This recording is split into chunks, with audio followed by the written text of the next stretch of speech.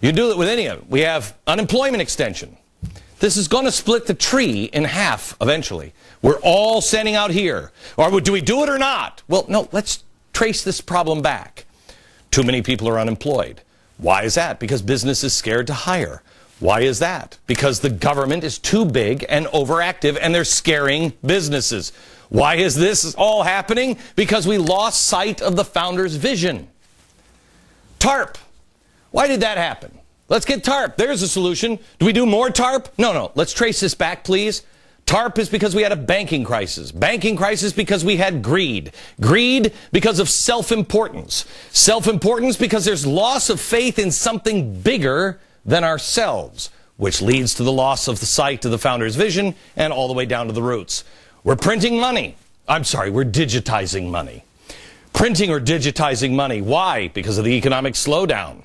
Because of the housing crisis. Why do we have a housing crisis? Because we were signing unaffordable mortgages. Why? Because we were too focused on stuff. We've got to cut the branches off. The only way to solve these problems is to get back down here. Anything you try to do up here is still going to, in the end, split this tree in half. And that is what they're hoping for, because they have a new seed for you. We'll get a new tree. Well, I'm sorry. I like the old tree of liberty. But this has gone unpruned for too long. It's time to prune all of this back and get back to the founding principles and the roots, the principles and the values that founded this country, that built this country. We've been abusing it for 100 years.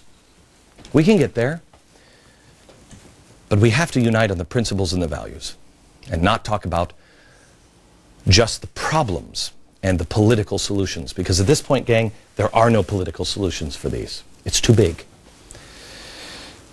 I would like to ask you to do something tonight at 8 o'clock. I started making documentaries for GlennBeck.com, and I have my first one in a series called American Traditions, trying to get back to the traditions of America. What got us here? It's a full-length documentary on Insider Extreme. This one, you want to get the whole family on. This one is American Traditions Christmas. We have a lot of celebrities, including Andy Williams. Really tender moment with Andy Williams that the whole family will see. You will not believe the history of Christmas in America. It will make sense, possibly for the first time in your life. American Traditions Christmas. Tonight. Begins, I believe, at 7 or 8 o'clock, 8 o'clock Eastern Time at GlennBeck.com. Go there now. Sign up. Back in a minute.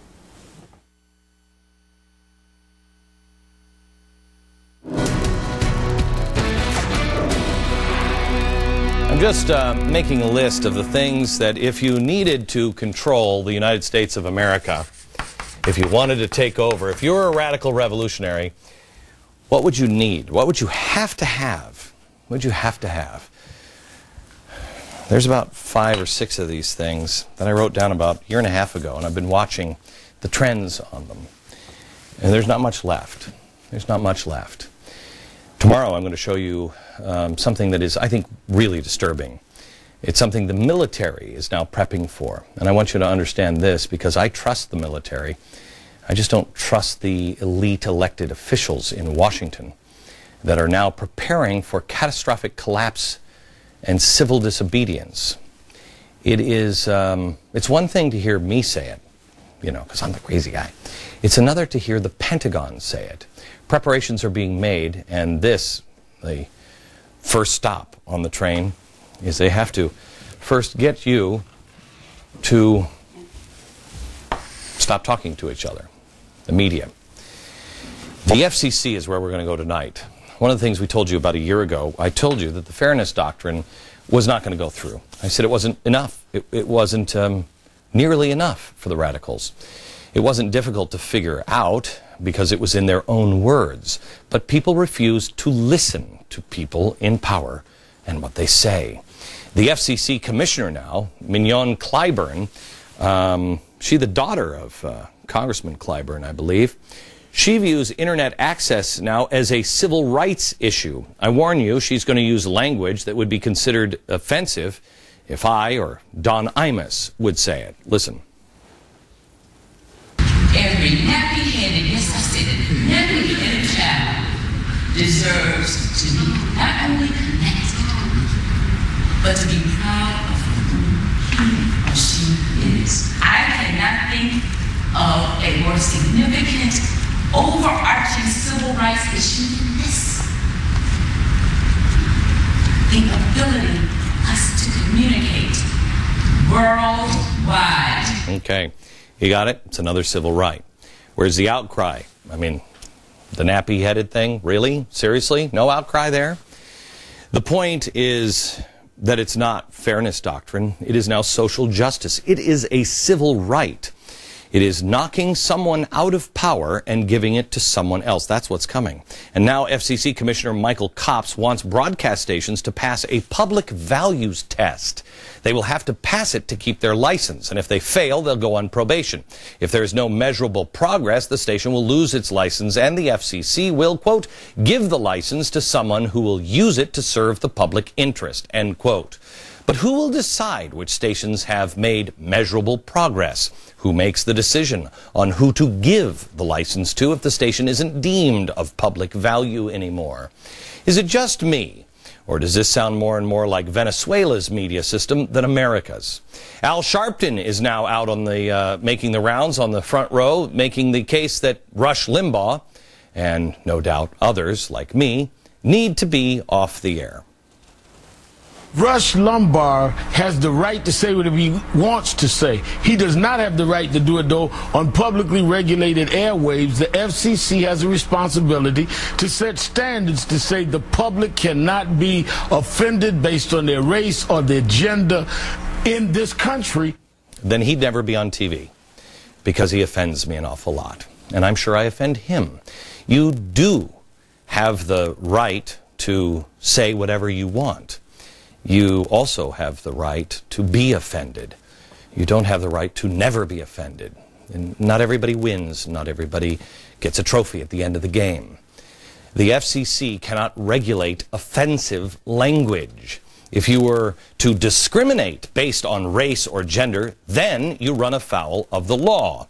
But now we're talking about never being offended. And who's going to decide what's offensive? How are we possibly going to solve any problems if we're never going to offend each other? They're coming now for talk radio and the internet, and I told you this was coming. Progressives desperately want to control what you see, what you read, what you eat, what you hear, what you watch, who lives and who dies. The structure is close to being finished and in place. Congress said no to net neutrality. So did the courts. But now the bureaucratic system is coming in to regulate it. Regulate. Who's the most dangerous man in America? Oh, yeah. Cass Sunstein, our czar of regulation. Can the FCC or the court overrule the American people? You'll find that answer in the 5,000-year leap. Read it. You must know these things. You must be self-reliant. You must unplug from the system as much as you can. And do not rely on others, including me, to tell you the truth. Know it for yourself, even if it offends you. Next week, I'm going to be in Wilmington, Ohio. I'm going to broadcast this program live. Then we have some special things that are going on around town. And then I'm doing a special show, I think, at 7 or 8 o'clock in the theater there. The Murphy Theater, December 15th in Wilmington, Ohio. It is a special place.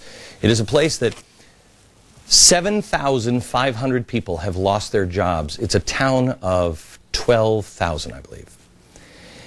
Everybody else has brought their cameras there and they said, look at the despair, look at how... We came there and we found profound hope. We found answers there. I think Wilmington, Ohio is one of those towns that can teach the rest of the country how to live their life. It's a wonderful life. It really is. This is a town that I want you to come to, and if you have Christmas shopping to do and you're in the Ohio area, will you please come to Wilmington, Ohio next Wednesday with me? Will you do your Christmas shopping there? Here's a town that could use some Christmas cheer, but I guarantee guarantee you that when you leave there, you're going to leave with much more than you left there. Join me, Wilmington, Ohio, next Wednesday, live and in the evening. If you're in the area, come see me. Back in a minute.